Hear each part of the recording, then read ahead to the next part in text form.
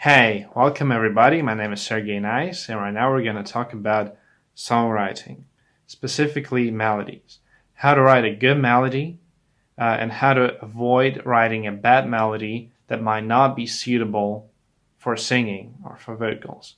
And in order to get a better grasp of what a good, solid song melody is, we're going to take a look at two songs. One of them is Beyond the Sea, or La Mer, written by, it's originally a French song written by Charles Trenet, and the other one is Moon Over Miami. I'm not sure if you heard the song Moon Over Miami, but obviously it's less popular, it's less iconic than Beyond the Sea, and there is a reason why. And then we're going to delve into that a bit later. So now let's take a look at Beyond the Sea. I've prepared sheet music specifically for the purpose of this video, and it goes like this. Somewhere beyond the sea, somewhere waiting for me, my lover stands on golden sands and watches the ships that go sailing. It sounds great. It sounds great as it is. It doesn't even need a backing track. It doesn't even need the instrumental because everything is there. Everything is in the melody. It starts off with a small leap, perfect fourth, somewhere, but then it goes, all the notes are really, really close to each other, and this is specific for singing, because if you take a look at, let's say, folk songs, dating back to the, let's say, 16th century or 17th century, all of the notes are really, really close together. Somewhere beyond the sea, somewhere waiting for me. Now there's a bigger leap, so there's a bit of development going on there. And because there's not that many leaps in the melody, those leaps that exist, they're more effective, and they sound just more efficient, I'd say. You never get tired of them. And then again, a lot of notes close to each other. My lover stands on golden sands, another leap. And by the way, it's the highest note in the melody. On golden sands and watches the ships that go sailing. And I'd like you to notice the placement of this highest note, D in the second octave, because it's exactly in the golden ratio. And what golden ratio is a really old concept, about like 63 around that percent of the phrase or of the piece itself, and usually and traditionally it's the point of the highest culmination. And you can find this golden ratio in, let's say, Chopin's preludes, or in his other works. You can find it in Brahms' symphonies, or even you can find it in architecture and art and in paintings. And I'm not an expert in architecture, and I'm not sure how you're supposed to find that golden ratio in there, but I've definitely read that it's possible and that it exists there. So it's a traditional way to achieve a culmination in a piece of art. And the song is just following the basic rules and traditions that have been established long before Charles Trenet was born. And because of that, it works tremendously, and it's super efficient, and that's why it's one of the most famous songs of the 20th century, really. And it's now being used in games like BioShock, or a film with Kevin Spacey was done a while back about Bobby Darin. So there's that. And now let's take a look at Moon Over Miami. I'll sing it again, and then we'll try to analyze it. Moon Miami, shine on my love and me, so we can stroll beside the roll of the rolling sea. Hark to the song of his smiling troubadours, hark to the throbbing guitars. Hear how the waves of a thunderous applause after each song to the stars. I say, moon over Miami, you know we're waiting for a little love, a little kiss on Miami shore. Now, it's a good and solid song, but let's be honest, it's not as good as Beyond the Sea, and the results that it gathered definitely show that. It's not as famous as that song. It's not as popular. And like I said, there was a reason for that. And actually, there are a few reasons, really, but the main reason, I think, is that it's not really meant for vocals. And to me, the melody looks more like it could be suitable for a saxophone or a trumpet. And I've done some research on Joe Burke, and it turns out he's not a singer. He's a composer and pianist. And you can really see that. Even, let's say, take Adele, for example. Some of you might not like Adele, but she writes just brilliant songs. They're meant for vocals. They're meant for her voice specifically.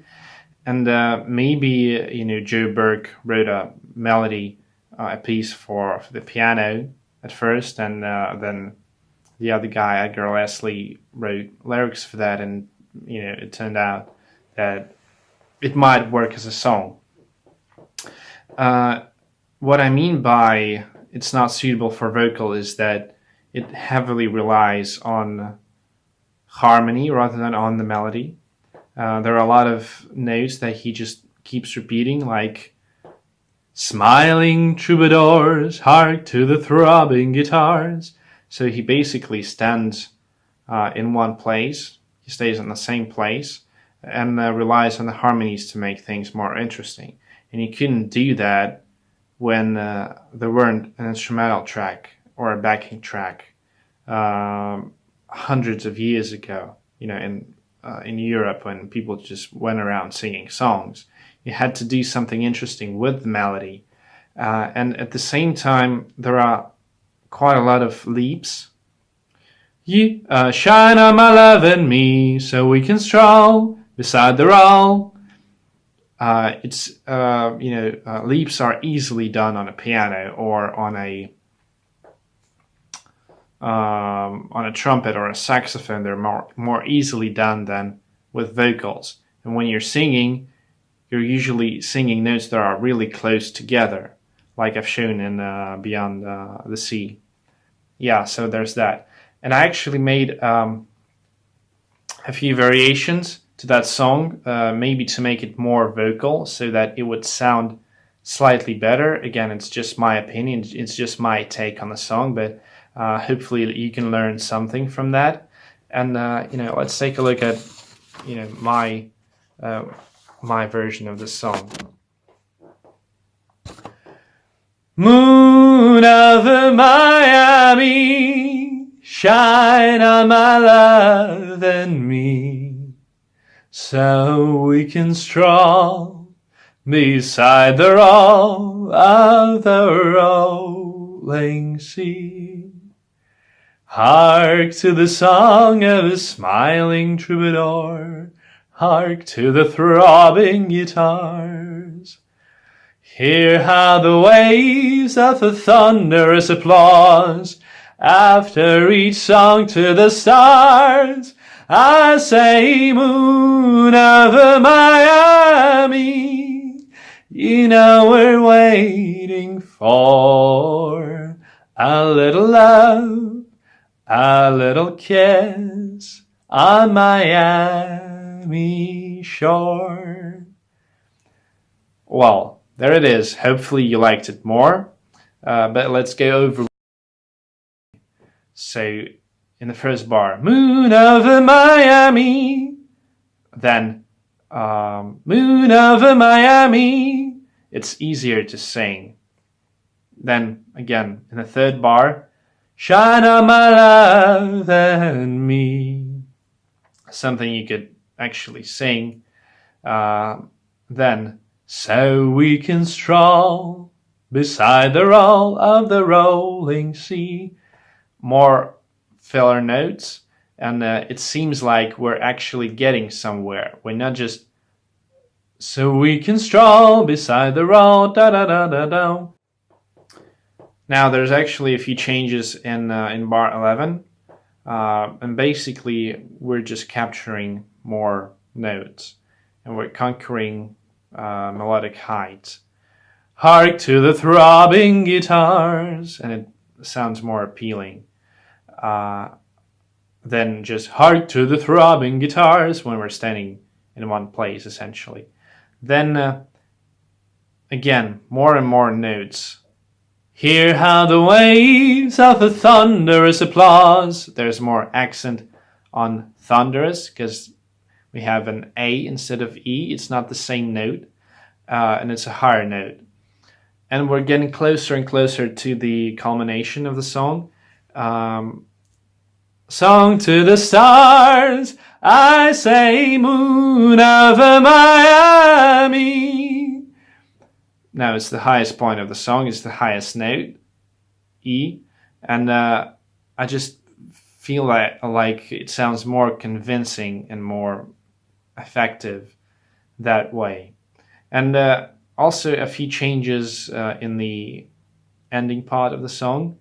You know we're waiting for a little love, a little kiss on Miami shore.